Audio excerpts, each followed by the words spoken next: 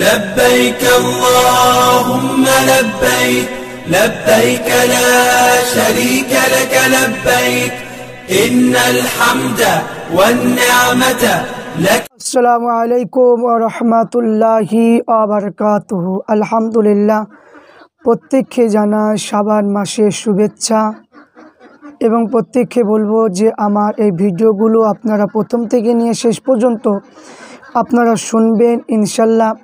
ফুরফুরা শরীফের পীর মুজাদ্দুদুজ্জামান আবু বকর সিদ্দিক রহমাতুল্লাহ আলাইহির তিনার লিখিত কিতাব অনুযায়ী আলোচনা আপনারা শুনতে পাবেন। তো আজকে আলোচনা করব যে শবে বরাত, যে ভাগ্য রজনী, এই শবে বরাতটা হাদিসের মধ্যে আছে কি না, এবং এই শবে বরাতের রাত্রিতে সমস্ত মুসলমান উম্মতিকে আল্লাহ পাক ক্ষমা করবে এবং কাদেরকে ক্ষমা করবে না, এই সম্পর্কে যে হাদিসে বর্ণনা পাওয়া যায় সেই সম্পর্কে আলোচনা করব। প্রত্যেককে বলবো যদি আমাদের সেই অভ্যেস যদি থাকে সেগুলো পরিবর্তন করতে হবে।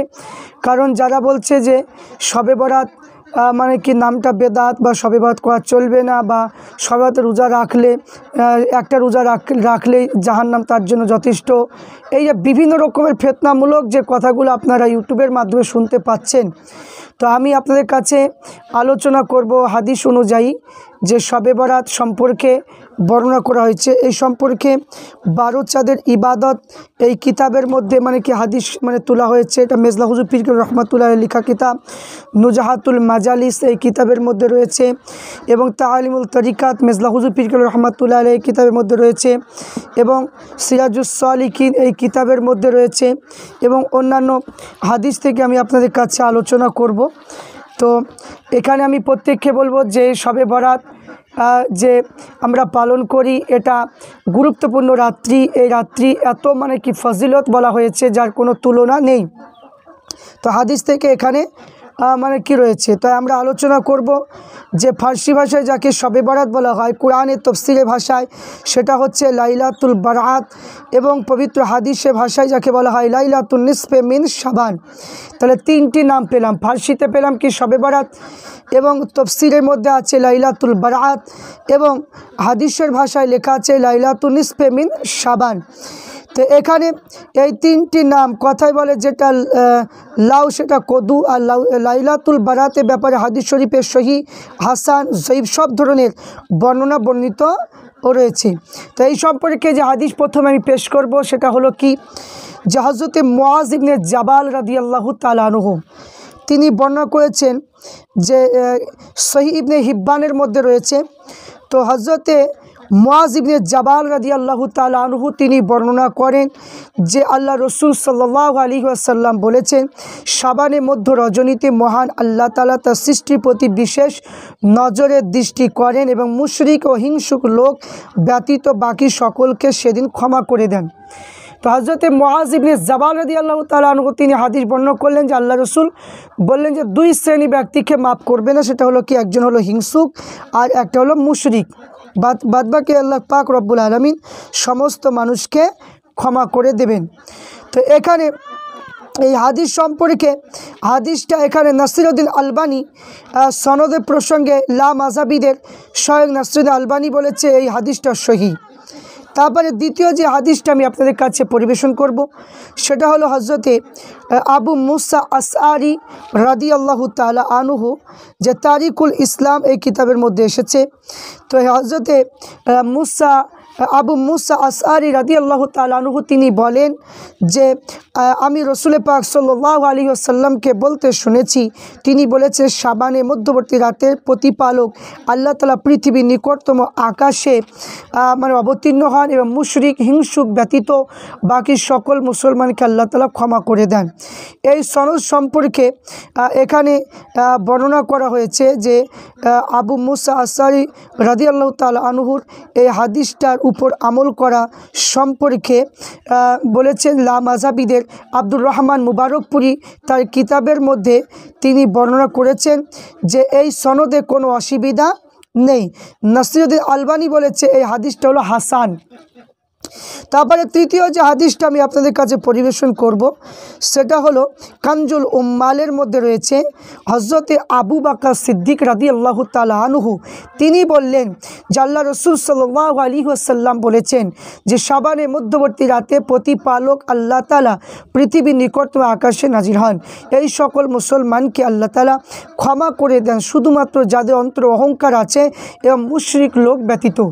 যারা অহংকার করে, ইলমের মানে কি অহংকার, যে মানে কি আমি এত শিক্ষিত ওই ব্যক্তি শিক্ষিত কম, এই যে অহংকার যারা দেখায় ওই সমস্ত মানুষের মানে আল্লাহ পাক ক্ষমা করবেন এবং মুশরিক যারা তাদেরকে ক্ষমা করবে না। তো এই হাদিসটা সনদ প্রসঙ্গে বিখ্যাত পথভ্রষ্ট লা মাযহাবি মুবারকপুরি তার কিতাবের মধ্যে লিখেছেন যে এখানে বলা হয়েছে সনদে কোনো অসুবিধা নেই, ওই সনদে কোনো অসুবিধা নেই বলেছে। তো এখানে যে দ্বিতীয় যে হাদিসটা এখানে এনেছেন হযরতে আবু বকর সিদ্দিক রাদিয়াল্লাহু তাআলা আনহু দ্বিতীয় হাদিসের মধ্যে বর্ণনা করেছেন যে তিনি বলেন যে আবু বকর সিদ্দিক রাদিয়াল্লাহু তাআলা আনহু বলেন আল্লাহ রসুল থেকে বর্ণনা করেছে যে আল্লাহ রসুল বলেছে শাবানে মধ্যবর্তী রাতে প্রতিপালক আল্লাহ তাআলা পৃথিবীর নিকটতম আকাশে নাজিল হন, সেই দিন এই সকল মুসলমানকে আল্লাহ তাআলা ক্ষমা করে দেন শুধুমাত্র যাদের অন্তরে অহংকার আছে মুশরিক লোক ব্যতীত, মুশরিক লোক ব্যতীত। তো এই হাদিসের সনদের রাবীগণ কেউ সমালোচনা মানে করেননি, তাফসীরে মাজহারি হাসিয়ায় হাদিসটা হাসান বলেছেন। তো এই হাদিসটা জামিউল আহাদিস মধ্যে রয়েছে এবং অন্যান্য হাদিসের মধ্যেও রয়েছে। তো এই সম্পর্কে এই হাদিসটা নাসিরউদ্দিন আলবানী তিনি বলেছেন এই সনদে কোনো অসুবিধা নেই এবং মানে কি যে এখানে যে লা মাযহাবিদের যিনি রয়েছে তিনি বলেছে এর কোনো অসুবিধা নেই এবং তিনি রাবিকে জয়ীফও বলেন নি। এবার তারপরে যে হাদিসটা বর্ণনা করবো হযরতে জাবির রাদিয়াল্লাহু তাআলা আনহু থেকে, যে হযরতে জাবির রাদিয়াল্লাহু তাআলা আনহু বর্ণনা করে যে আল্লাহ রাসূল সাল্লাল্লাহু আলাইহি সাল্লাম বলেন যে নিশ্চয় আল্লাহ তাআলা শাবানের মধ্যবর্তী রাতে পৃথিবী নিকটতম আসমানে নেমে আসেন এবং যাদের অন্তরে অহংকার রয়েছে, যাদের আল্লাহর সাথে শিরক করে, এই দুই শ্রেণী ব্যতীত বাকি সকলকে আল্লাহ পাক রব্বুল আলামিন কী করবে, ক্ষমা করে দেবেন। তো এখানে যে কিতাবটার মধ্যে আছে লিসানুল মিজান এই কিতাবের মধ্যে এবং তুহফাতুল আহওয়াজি তৃতীয় খণ্ডের মধ্যে রয়েছে। তো এই হাদিসে সনদ সম্পর্কে বলা হয়েছে যে এটা হাদিসে হাসান অর্থাৎ সহি এখানে বলা হয়েছে। তো এখানে হযরত হাজা আসকালানী রহমাতুল্লাহ তিনি বলেছেন এটা হাসান বা সহি। তারপরে হযরতে আব্দুল্লাহ ইবনে আমর রাদিয়াল্লাহু তাআলা আনহু থেকে বর্ণিত তিনি বলেন আল্লাহ রসুল সাল্লাল্লাহু আলাইহি ওয়াসাল্লাম বলেন যে মধ্যবর্তী রাতে আল্লাহ তাআলা সৃষ্টির দিকে বিশেষ নজর করেন এবং তার বান্দাদের ক্ষমা করে দেন দুই শ্রেণী ব্যতীত হিংসুক ও আত্মহত্যাকারীদেরকে। তাহলে একটা হিংসুক এবং আত্মহত্যাকারী এদেরকে ক্ষমা করেন না। তো এই সম্পর্কে এই হাদিসটার মান সম্পর্কে বলতে গিয়ে যে আল্লামা ইমাম হাইসামি রহমাতুল্লাহ বলেছে যে সকল রাবি হচ্ছে বিশ্বস্ত এবং এই যার হাদিসটা দুর্বল এছাড়া বাকি সকল, এখানে একটা সনদে ইবনে লাহিয়া রয়েছে যার হাদিসটা দুর্বল কিন্তু বাকি সবাই রাবিগণ হচ্ছে বিশ্বস্ত। এবং এখানে লাহিয়া সম্পর্কে বর্ণনা করা হয়েছে যে এখানে ইমাম আহমদ বর্ণনা করে যে সনদে ইবনে লাহিয়া রয়েছে তার সনদে হাসান, হাসান এখানে বলা হয়েছে। তাহলে মৌজুমুল কাবিরে কিতাবের মধ্যে বলেছে ইবনে লাহিয়া রয়েছে তার বর্ণিত হাদিস হচ্ছে হাসান। তাহলে কি বললেন হাসান বলে, তিরমিজিতেও এখানে হাসান বলেছেন। তাহলে এখানে আমরা বুঝতে পারলাম যে হাসান হাদিস। তারপরে আয়েশা সিদ্দিকা রাদিয়াল্লাহু তাআলা আনহা থেকে যে হাদিস তিনটি হাদিস পাওয়া যায়, তো এই হাদিসে তিনটি হাদিসের মধ্যে বর্ণনা করা হয়েছে। হযরত আয়েশা সিদ্দিকা রাদিয়াল্লাহু তাআলা আনহা বলে আল্লাহ রসুল বলেছেন যে যখন শাবানের মধ্যবর্তী রাত আসে তখন আল্লাহ তাআলা পৃথিবীর নিকটতম আকাশে আসেন এবং ছাগল গায়ের পশম সম পরিমাণ লোকে গুনাহ মাফ করে দেন এবং সুবহানাল্লাহ সবেবাদ কত গুনাহগার মহান আল্লাহ তাআলা ক্ষমা করে দেন, গুনাহগার কে আল্লাহ পাক কি করে ক্ষমা করে দেন। তো আয়েশা সিদ্দিকা রাদিয়াল্লাহু তাআলা এরকম তিনটি হাদিস মানে কি বর্ণনা করা হয়েছে। এই হাদিসগুলো সম্পর্কে এখানে ইমাম বুখারী হাদিসের সনদে ইমাম তিরমিজি বলে ইমাম বুখারী এই হাদিসকে জয়ী বলতে শুনেছি। একাধিক বর্ণনায় সঈদ সমর্থন থাকার কারণে হাদিসটি হাসান স্তরে পৌঁছেছে, তাই আমল করার জন্য যথেষ্ট। তো এখানে মানে হযরতে আবু লাবাবা রাদিয়াল্লাহু তাআলা আনহু তিনি বর্ণনা করেন যে কি আল্লাহ রসুল থেকে বর্ণিত, নিশ্চয় বিশ্বনবী বলেছে, যখন শাবানের মধ্যবর্তী রাত আছে তখন আল্লাহ তাআলা সৃষ্টির প্রতি বিশেষ নজর উকি মেরে তাকায়, সকল মুমিনদেরকে ক্ষমা করে দেন। সুরুবুল ঈমান এই কিতাবের মধ্যে সনদটা হলো হাসান, নাসিরউদ্দিন আলবানী তিনি বলেছেন।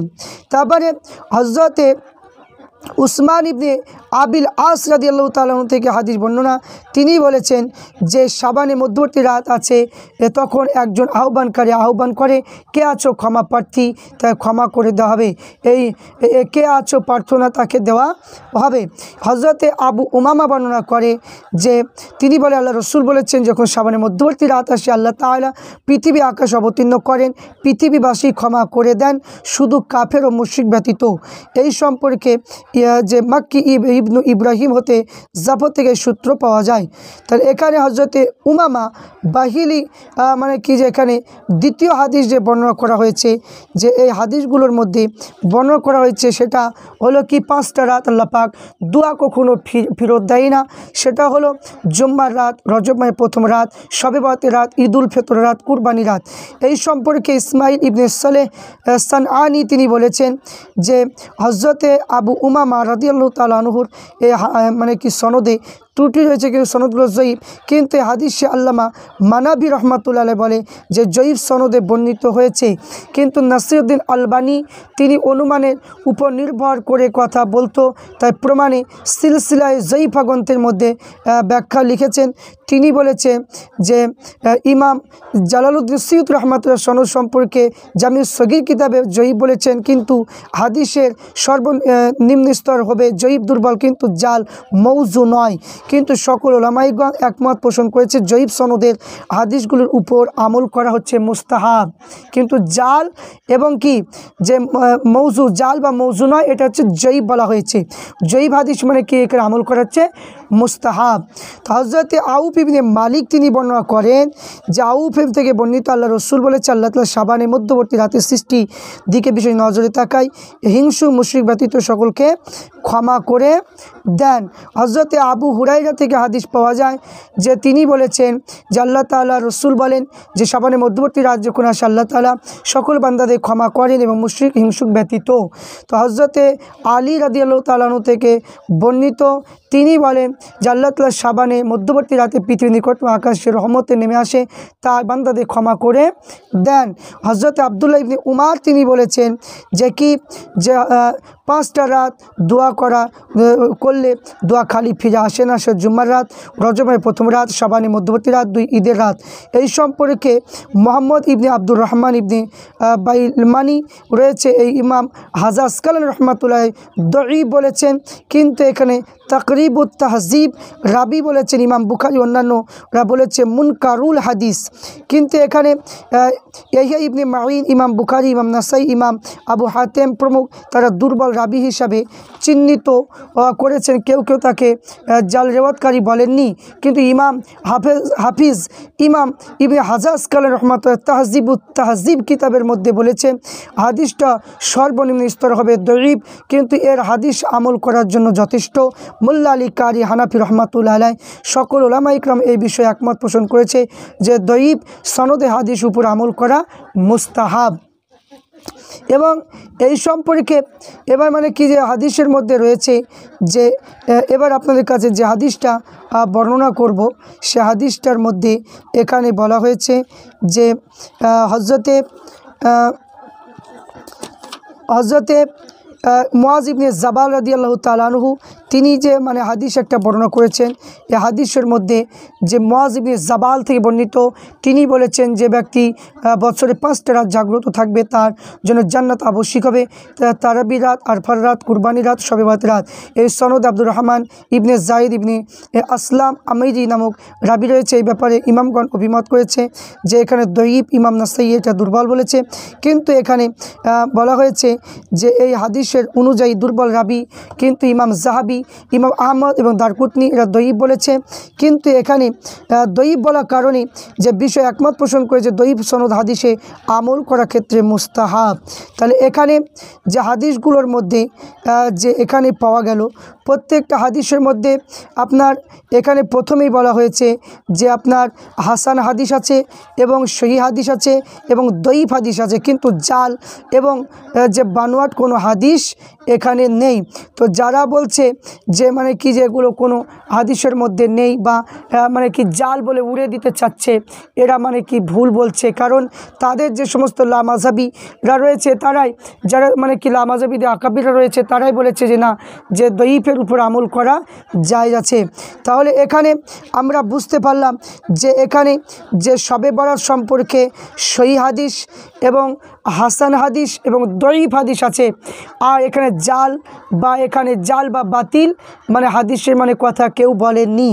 তাই এখানে আমি আরেকটা কথা আমি এখানে আপনাদের কাছে পরিবেশন করব, সেটা হলো কি ইমাম জারকানি যে এখানে অভিমত করেছেন, এই সম্পর্কে আমি আলোচনা করব যে ফোকাহা ওলামায়ে কেরাম মানে কি এই শবে বরাত সম্পর্কে কী বলেছে সেই সম্পর্কে আলোচনা করে প্রত্যেককে বলবো যে শবে বরাত সম্পর্কে আল্লাহ পাক সমস্ত গুনাহগার উম্মতিকে আল্লাহ ক্ষমা করে দেবেন, কিন্তু হিংসুক অহংকারী শিরক যারা মুশরিক যারা করবে এই সমস্ত মানুষদেরকে আল্লাহ পাক ক্ষমা করবেন না। তাই আমরা পেলাম সহিহ হাদিস দ্বারায়, হাসান হাদিস দ্বারায়, দঈফ হাদিস দ্বারায়, তিনটে হাদিস থেকে আমরা প্রমাণ পেলাম। কিন্তু দঈফ হাদিসগুলো আমলের ক্ষেত্রে মানে কি যে এখানে আমল করলে সেটা মুস্তাহাব, সেটা করা চলবে, কোনো অসুবিধা নেই। আল্লাহ পাক রব্বুল আলামিন প্রত্যেককে এই শবে বরাতের রাত্রি ইবাদত বন্দেগী করার তৌফিক